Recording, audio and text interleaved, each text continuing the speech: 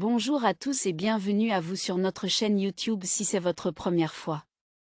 Pensez à cliquer sur j'aime et à vous abonner à la chaîne pour soutenir notre travail et ne manquer aucune nouvelle vidéo. Je vous souhaite une agréable écoute. L'adverse possession est la méthode d'acquisition d'une propriété valide sur un terrain qui appartient à l'origine à quelqu'un d'autre. Il existe un ensemble spécifique de conditions qui doivent être réunies pour que le transfert de propriété ait lieu. La plupart des gens ne connaissent pas les aspects juridiques qui régissent un tel transfert de propriété, ce qui entraîne de nombreux litiges entre le propriétaire initial et le possesseur adverse. Voici ce que vous devez savoir, en tant que propriétaire foncier, sur ce terme immobilier. Exigence légale pour la possession défavorable. Certaines personnes sont d'avis que la simple possession du terrain pendant une période déterminée suffit pour bénéficier de ce type de possession. C'est absolument faux.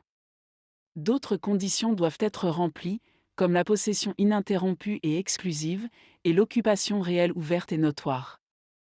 La partie qui demande une possession défavorable doit prouver clairement au tribunal qu'elle a rempli toutes ces conditions.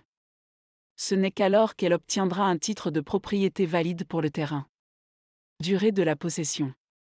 Bien que la durée de la possession ne soit pas le seul critère d'acquisition d'une possession adversative, c'est un critère extrêmement essentiel.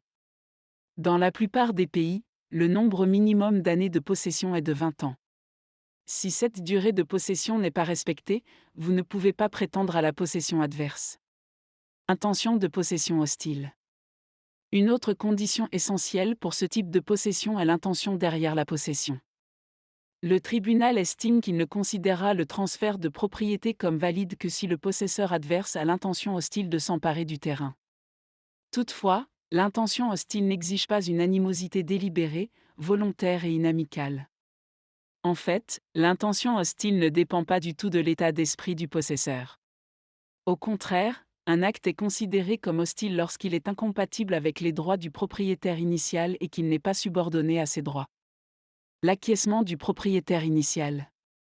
La loi stipule que ce type de possession est valable avant 20 ans de possession, à condition que le propriétaire initial du terrain donne volontairement le titre au propriétaire actuel.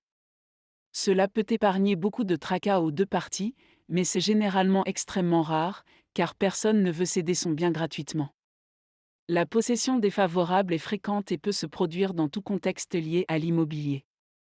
La procédure comporte de nombreux aspects techniques. Une connaissance approfondie des recours juridiques disponibles peut rendre le processus raisonnablement facile.